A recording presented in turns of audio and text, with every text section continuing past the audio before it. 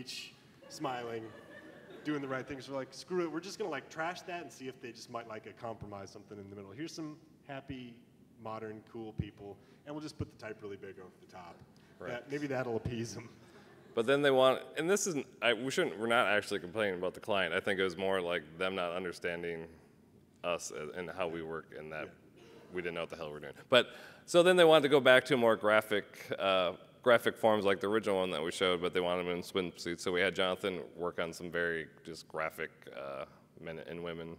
And then they said that their shorts were too short, and that the umbrellas looked like guns, and they weren't happy enough. And then at one point, this was the color palette that we had, and they said that they looked sunburnt. So we're like, so either they're gonna be black, like actually black, or they're gonna be pink. And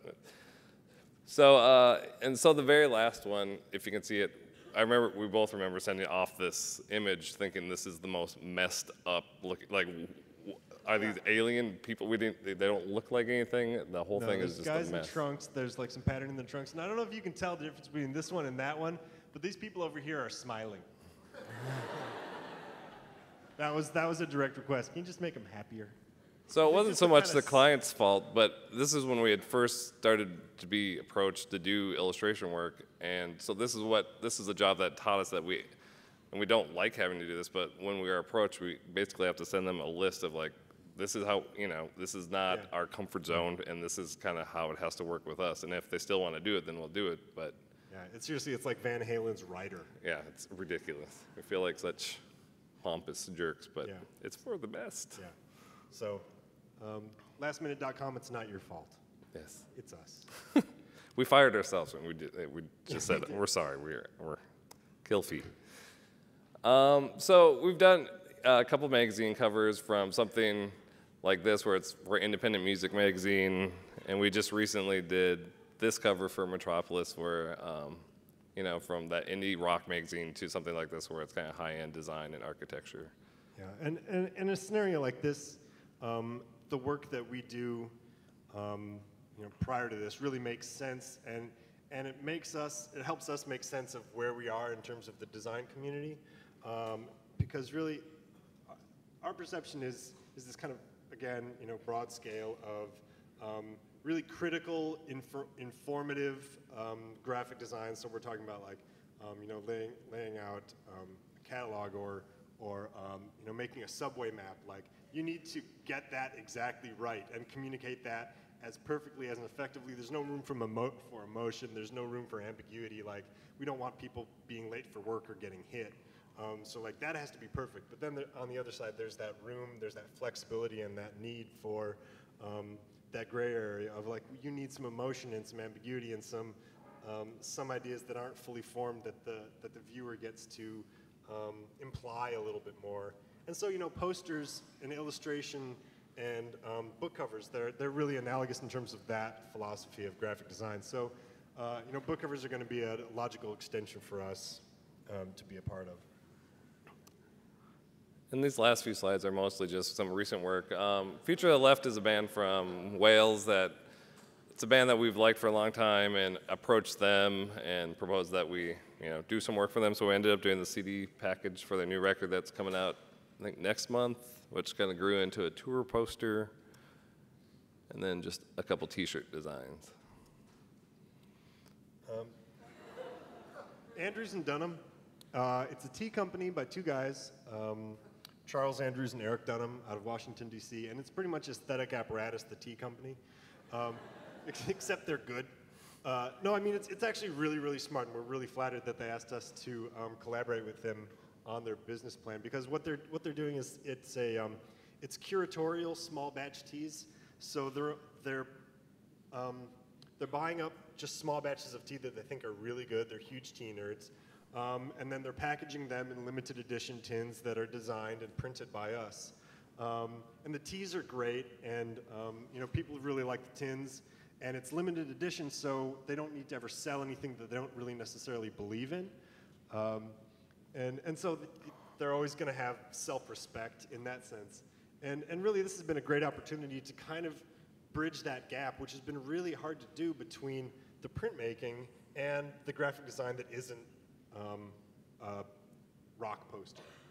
So we printed their identity, we printed their thank you cards, we printed the boxes, all the tins are printed, all the labels are printed. And since it's limited edition, we can handle that kind of print run. It's not like we need to make 250,000 labels. So this has been a lot of fun and a great experiment in terms of like how do we figure out who Aesthetic Apparatus is beyond the work that we don't get paid for, which honestly is like kind of a challenge for us. I think we also get the opportunity to take on projects and approach projects that might not normally have been answered in the same way, because a client might come to us for a pretty standard job. This is just a self-promotional book for a local illustrator in Minneapolis, or photographer, sorry. But the concept was that we would make up these fictitious stories about what happened on photo shoots past. I'm sure everyone's gone on the photo shoot and there's always something weird or stupid that happened when someone craps their pants, I don't know.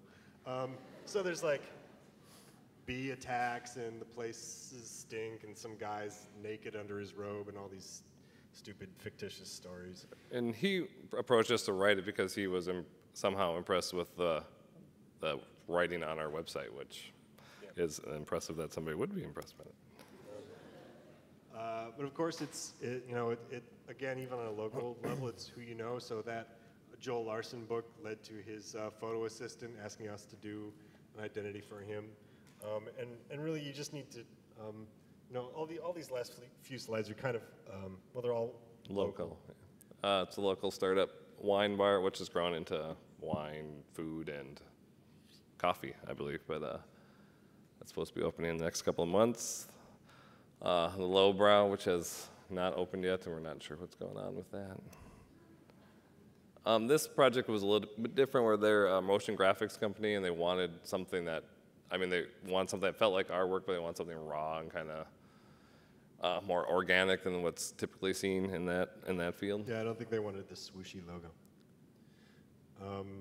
And honestly, okay, this identity system, it's not the first identity system that's been proposed for a client that is comprised of rubber stamps and stickers, and it's probably not the first identity system that's been accepted by the client with all the rubber stamps and all the stickers and all the convoluted system.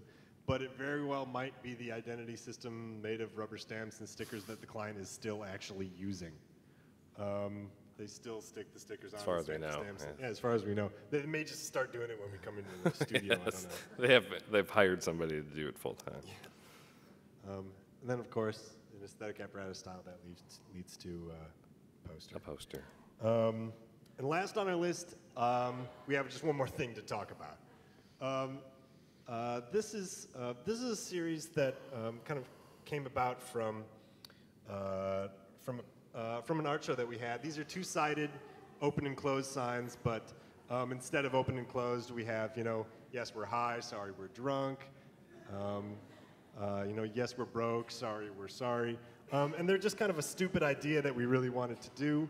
But really,